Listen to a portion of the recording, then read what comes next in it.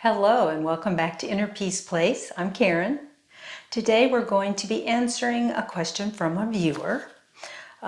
She is wanting to know, what is a positive, respectful way to be around negative vocal people? I think that's a great question. So using our skill set through Inner Peace Place, the skills that we've been learning, there's quite a few different options. One of which is to visualize yourself in that situation before you go.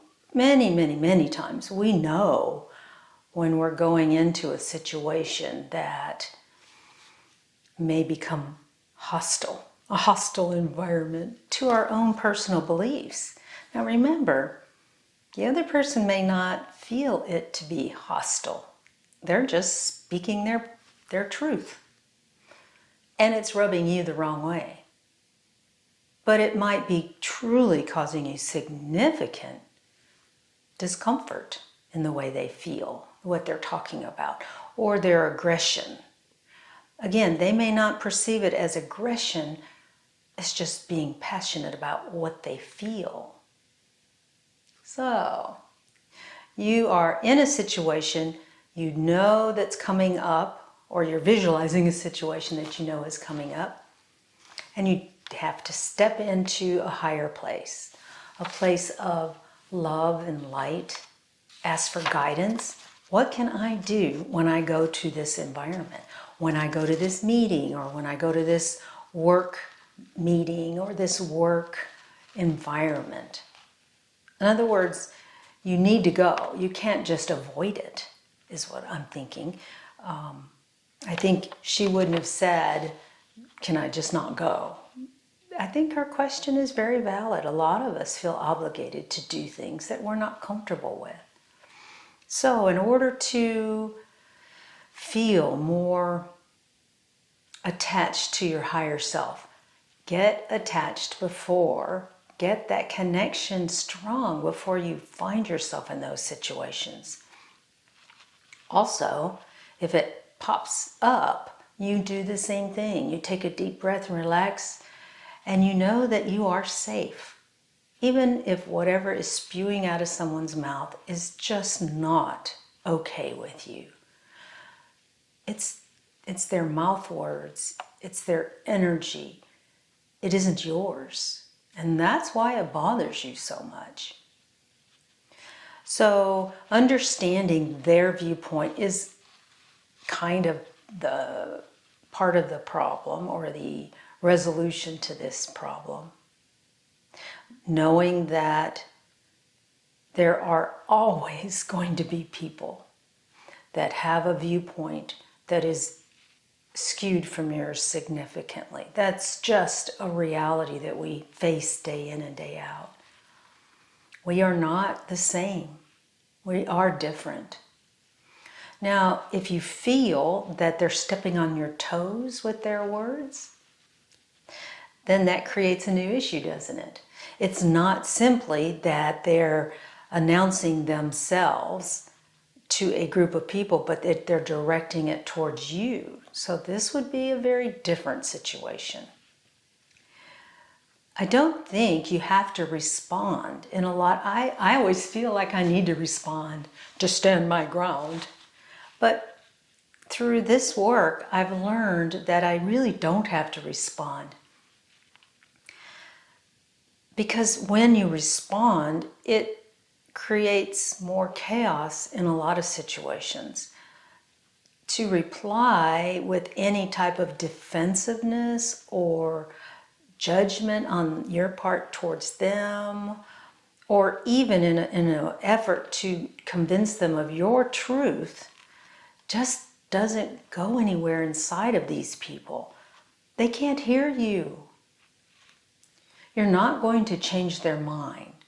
You're not going to make them a holier person. They are what they are. So you don't need to worry that they are belittling you, because you can't be belittled. They don't have the ability to do that. But there is someone who can belittle you, and that's yourself. You can beat yourself up all day long with, ooh, I should have said this, I should have done this, I shouldn't even have gone, I shoulda. And what you're doing is creating a bigger energy than what they even created by saying what they said.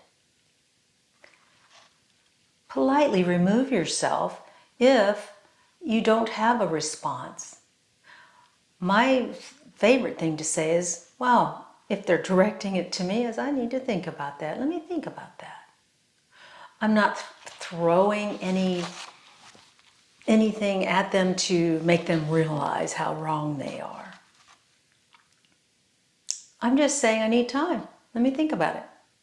And then move away and or change the subject to something that's more comfortable. These situations are going to come up. And the more prepared you are, the more fluid you're going to be while you're connected to your higher source.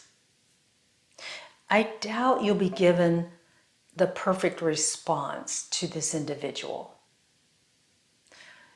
Divine ones, guides, Jesus, Buddha, give me a response to this individual. I don't think that's the way this works, because your response, desire, is asking for, how can I put them in their place? They're already in their place, and you're in your place. So just don't respond. Get up, move away, focus your attention on something that is joyful, and don't create a scene. You're not going to teach them anything. It just isn't going to work that way. They don't hear. It's rather sad, but true.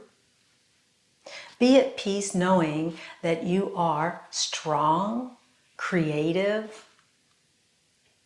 valuable, the way you are right now.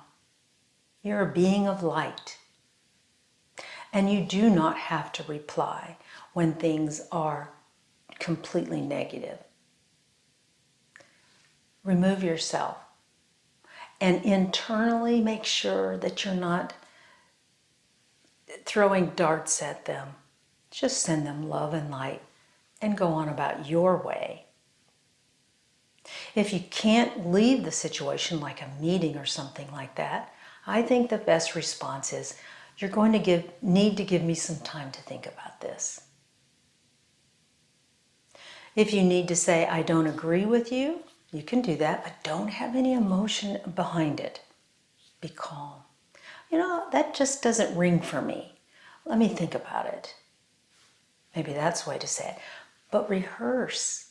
Rehearse things that you can say that make you feel confident in who you are, that do not throw darts at the other person, and have a couple of different scenarios in your mind's eye. Because if it's not just right, you may get all discombobulated and, oh, I forgot I was going to say a certain thing. So play with this when you're not in those situations and see if that doesn't help. Love and light to you and all of your situations.